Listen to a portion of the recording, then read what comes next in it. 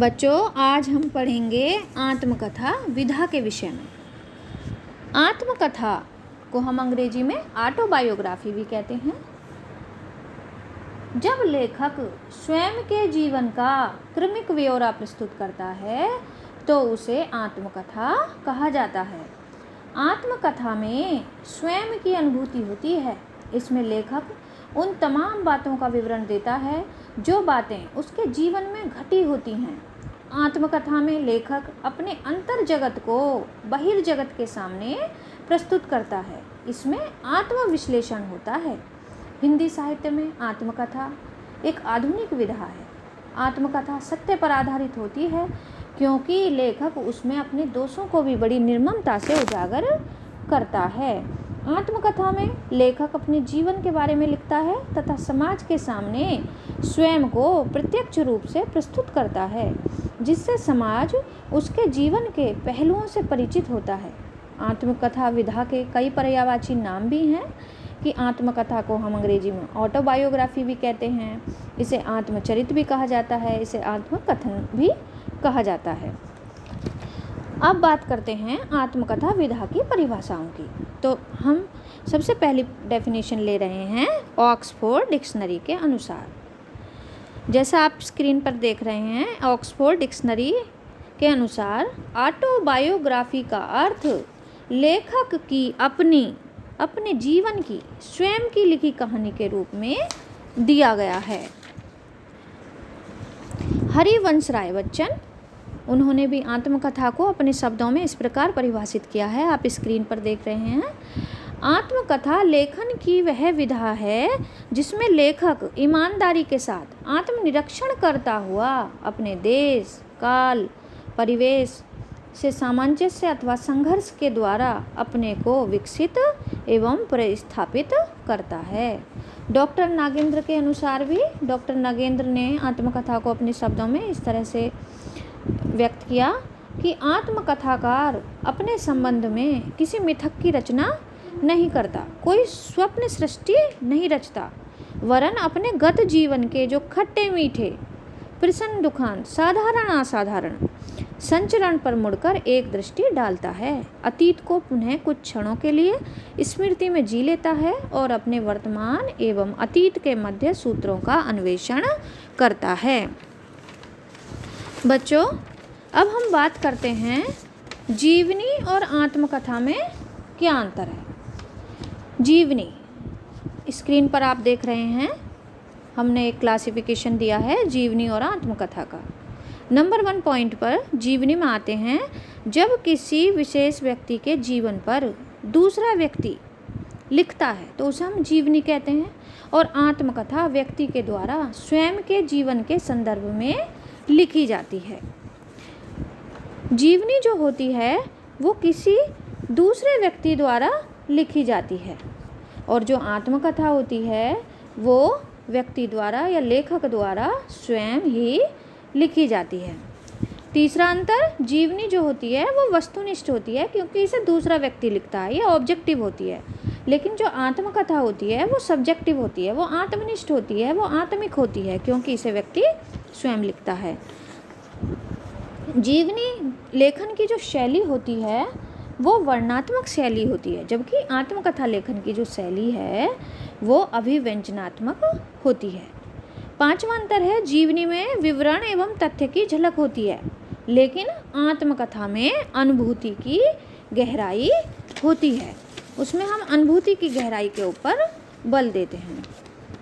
बच्चों, अब बात करते हैं आत्मकथा की विशेषताओं के विषय में। जैसा कि आप फ्लो चार्ट में देख रहे हैं, आत्मकथा की विशेषताओं में पहली जो विशेषता है वो है आत्मविश्लेषण।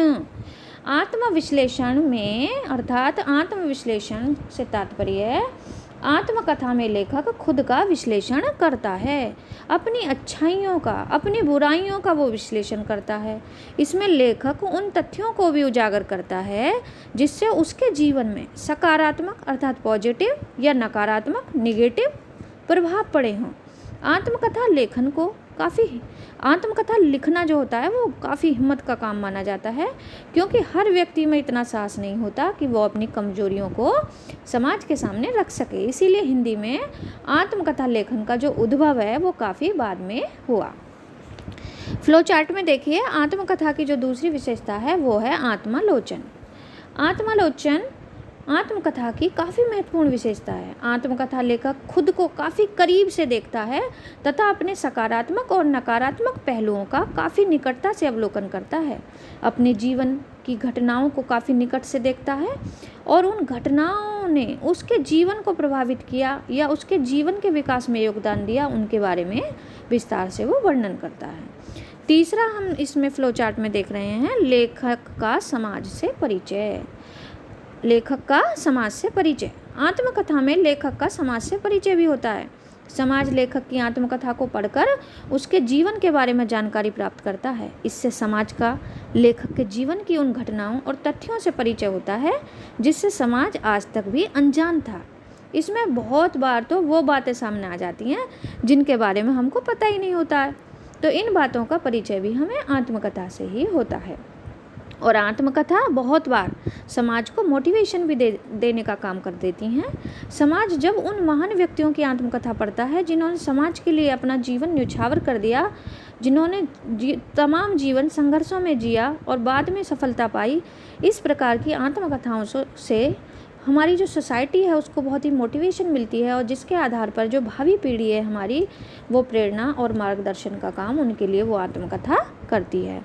चौथा देखिए, इसमें घटनाओं का विवरण। आत्मकथा में लेखक अपने जीवन में घटित घटनाओं का विवरण भी प्रस्तुत करता है। उसके साथ जो घटना होती हैं, लेखक अपनी आत्मकथा में उसका सिलसिलेवार अर्थात उसका क्रमबद्ध विवरण देता है। आत्मकथा उसके जीवन की घटनाओं को ही बयां करती है।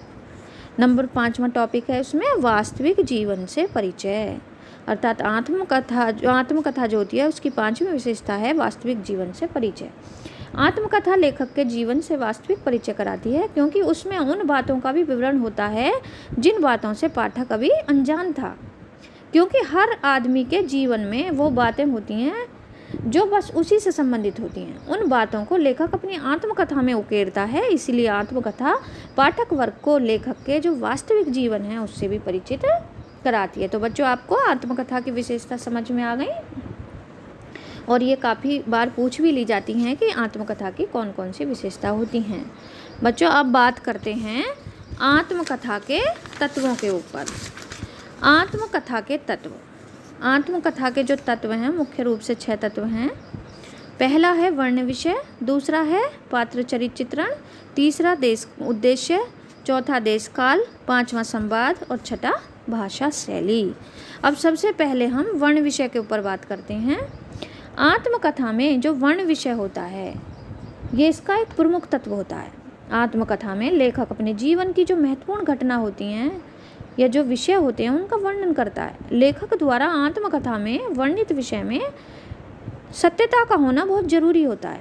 आत्मकथा लेखक का जो वर्ण विषय है वो काल्पनिक नहीं होता, बल्कि वो यथार्थ पर आधारित होता है।